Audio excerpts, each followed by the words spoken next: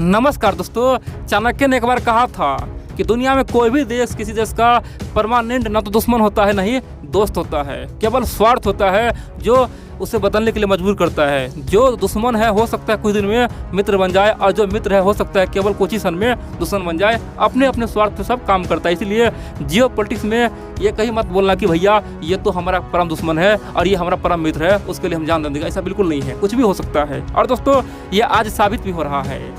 पिछले कुछ महीनों से चाइना का जो नीति है ना, ये दुनिया को चौंका दिया। दोस्तों चाइना इतना नरम और इतना रिक्वेस्ट भारत पे खासतौर पर पहली बार हुआ है। दोस्तों चीन अपना जो भी ईगो है, घमंड है, वो छोड़ के भारत के सामने में एक तरह से हाथ फैला रहा है। आप बोलेंगे चीन ऐसा क्यों कर रहा है भैया? जो चीन केवल 1 साल पहले 2 साल पहले गलवान घाटी में हिंसक झड़प किया, भारत में घुसने का प्रयास किया और हमारे सेना को आंख दिखा रहा था, आखिरकार उसमें इतना बदलाव कैसे आ गया? आखिरकार चल क्या रहा है? और दोस्तों हाल ही में देखे होंगे भारत का में क्या क्या हुआ है। चीन का विदेश मंत्री आया, रूस का विदेश मंत्री आया, इतना ही नहीं अमेरिका से बड़े बड़े दोस्तों यहाँ पे जो मंत्रिमंडल है, जो वहाँ के ऑफिसर है, भारत आया।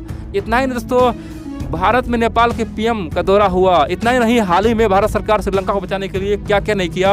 और बड़ी बात तो यह है पाकिस्तान में सरकार बदल चुका है और पाकिस्तान का जो नया सरकार है, पीएम है, वो ओपनली हाथ फैला रहा है कि भैया भारत से हमें एक बार मीटिंग करा दो, मोदी जी से मिलना चाहते हैं, हमें कुछ बड़ा डील करना है, कश्मीर का मुद्दा हमेशा के लिए हम खत्म कर देंगे। दोस्तों आखिरकार हर ओर से पॉजिटिव खबर आ रहा है और ये सब भारत में क्यों हो रहा है? आखिरकार चल क्या रहा है? बड़ी बात तो यह दोस्तों, इस गेम में चाइना शामिल है और चीन पूरी तरह से नतमस्तक हो चुका है।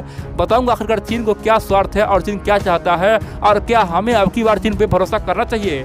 क्या हम चीन पर भरोसा करके बहुत बड़ा मिस्टेक कर रहे हैं? दोस्तों ये भी बताऊंगा, और बताऊंगा कि किस प्रकार से भारत यहाँ से एक अलग ही सुपर पावर बन सकते हैं। किस प्रकार से भारत हो सकता है चाइना रसिया का नेतृत्व कर सकता है। चीन रसिया भारत के पीछे पीछे हो और भारत आगे आगे दुनिया में एक अलग ही छवि बना सकता है। आप लोग पूरा वीडियो देखते रहिए, मैं आपको शुरू से बताऊंगा। लेकिन इन सबसे पहले आप लोग को बता दूं दोस्तों, आप लोग वीडियो पूरा देखते हैं लेकिन वीडियो को लाइक करना ही भूल जाते हैं। आप लोग से फिर से निवेदन है, जितना हो सके वीडियो को लाइक करें, चैनल को सब्सक्राइब करें और कमेंट भी करें और वीडियो को शेयर भी करें। वीडियो शेयर करने से आपके मित्रों को, हमारे मित्रों को पता चला आखिरकार दुनिया में चल क्या रहा है, भारत का क्या पोजीशन है, भारत क्या क्या रहा है। अब जानते हैं आखिरकार हो क्या रहा है। दोस्तों चाइना और रसिया अब पूरी तरह से निर्भर भारत पे हो चुका है। देखिए दुनिया में 2 देश है ना जिसपे पूरी दुनिया आज पीछा पड़ चुका है, वो है चाइना और रसिया। और बड़ी बात तो यह है, चीन रूस को पता है कि अभी तक भारत न्यूट्रल है, अभी तक भारत किसी का नहीं है। ना तो अमेरिका का पूरी तरह से ग्रुप में गया है, ना ही रूस के ग्रुप में है, भारत न्यूट्रल है। लेकिन एक ना एक दिन ऐसा होगा कि भारत किसी और झुक जाएगा। यानी कि जिस प्रकार से तराजू एक भाग झुक जाता है फिर एक भाग ऊपर आ जाता है, उसी प्रकार से भारत भी अपना पलड़ा कहीं भारी कर देगा। उस समय चीन और रसिया के लिए विनाश हो जाएगा, अंत हो जाएगा। फिर तो चीन रसिया को कोई बचा भी नहीं पाएगा। और दोस्तों चीन को पता चल गया है कि भारत अब वो भारत नहीं है जो उसे आंख दिखा दिखा के भारत को हम डरा देंगे। भारत बदल चुका है। चीन ने प्रयास किया 2020 में, लेकिन पूरी तरह से असफल रहा। चीन का 50 से अधिक सेना मारा गया। और शी जिनपिंग को पता है कि अगर हमें कुछ आगे बढ़ना है, शांति से बढ़ना है, तो भारत को लेके ही चलना पड़ेगा, भारत को उसका पूरा सामान देना ही पड़ेगा। और दोस्तों इसीलिए अब शी जिनपिंग हो या फिर चीन के तमाम थिंक टैंक को भारत का तारीफ करने में तुल गया है। आप बोलेंगे ऐसा क्यों है? देखिए दोस्तों, चाइना को पता है कि जिस प्रकार से यूक्रेन पे कब्जा करने के बाद अमेरिका, यूरोप ने रूस पे स्विफ्ट कोड बैन लगा दिया। दोस्तों स्विफ्ट कोड क्या होता है? देखिए अगर आप अंतर्राष्ट्रीय स्तर पे व्यापार करते हैं ना, तो आपको स्विफ्ट कोड चाहिए। मान लीजिए आप भारत में कहीं पैसा भेजते हैं तो आपको IFSC कोड चाहिए, IFSC कोड चाहिए।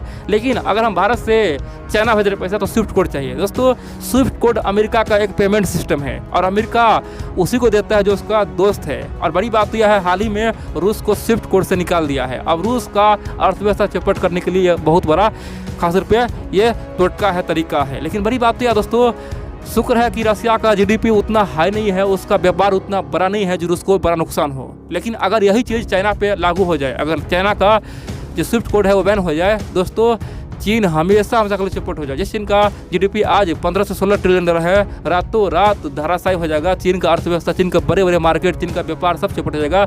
चीन लूट जाएगा। चीन को पता है कि अमेरिका केवल एक ही स्विफ्ट कोड से हमें विनाश कर देगा और चीन चाहता है कि इसका कोई तोड़ निकले।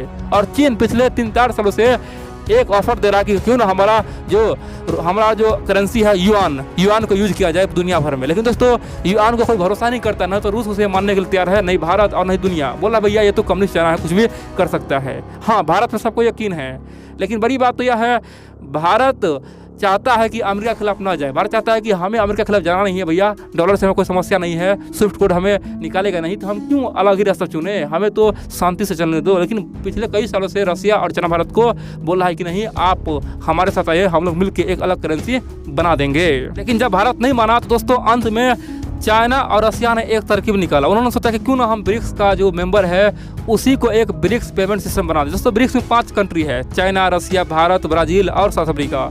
पांचों देश का पेमेंट सिस्टम है ना, सबको इक्वल करके एक पेमेंट सिस्टम बनाया जिसका नाम है ब्रिक्स। यानी कि भारत का जो यूपीआई है और चाइना का जो खास तौर पर ट्रांजैक्शन करने का सिस्टम है, रूस का, ब्राज़ील का, साउथ अफ्रीका का, सबका जो सिस्टम है एक करके एक पेमेंट सिस्टम बना देंगे। और ये पेमेंट सिस्टम रातों रात दुनिया कम से कम 50 से 100 देश अपना लेगा। दोस्तों आज भी रसिया के इन्फ्लुएंस में कम से कम 25 से 26 देश है जो रातों रात ये चीज़ अपना लेगा। उसी प्रकार से चीन के इन्फ्लुएंस में कम से कम 50 से 55 देश है जो रातों रात ये पेमेंट सिस्टम अपना लेगा। भारत के इन्फ्लुएंस में कम से कम 40 से 50 देश है जो रातों रात ये पेमेंट सिस्टम अपना लेगा। यानी कि दोस्तों केवल ये 4-5 देश मिलकर ये पेमेंट सिस्टम बना देना, खास तौर पे ब्रिक्स पेमेंट सिस्टम, दोस्तों ये दुनिया में रातों रात छा देगा। और बड़ी बात तो यह है अमेरिका के लिए ये अंत हो जाएगा। इसीलिए अमेरिका चाहता है कि भारत अब किसी भी हाल में चीन और रूस के ग्रुप में न जाए, ब्रिक्स में एक्टिव न रहे। इसीलिए हाल ही में इतना तामझाम हुआ है। अमेरिका का विदेश मंत्री, भारत का विदेश मंत्री मिला है और यहाँ तक कि बाइडेन मोदी से बातचीत किया है। दोस्तों ये तामझाम इसीलिए चल रहा है, आप बात समझिए, ठीक है।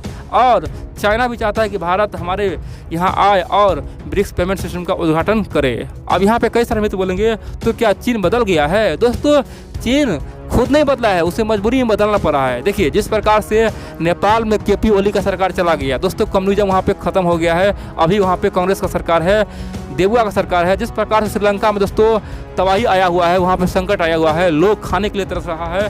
बड़ी बात तो यह है मालदीव दुनिया के तमाम देशों में एक छवि गया भैया, चाइना जहाँ जहाँ जाता है वो देश बर्बाद हो जाता है। एग्जाम्पल के लिए पाकिस्तान देखिए, पाकिस्तान में दाने खाने के लिए दाने नहीं है। यानी कि दुनिया चीन से दूर हो रहा है। अब चीन किसी को पैसा दे रहा है ना 5 रुपया दोस्तों, तो वो देश खुद भाग रहा है, भैया हमें पैसा नहीं चाहिए, हम भूखे मर जाएंगे लेकिन तुमसे लोन नहीं लेंगे। दोस्तों दुनिया में अब ये छवि बन रहा है। यानी कि चीन से पैसा लेने से पहले 100 बार लोग सोच रहा है। चीन ऑफर भी दे रहा है ना तो कोई लोन नहीं डाल रहा है। बड़ी बात तो यह है चीन को पता है कि हमारा जो छवि बन गया है ये भविष्य में हमें नुकसान करेगा। इसीलिए अब एक ही ऑप्शन है, भारत को खुश करो।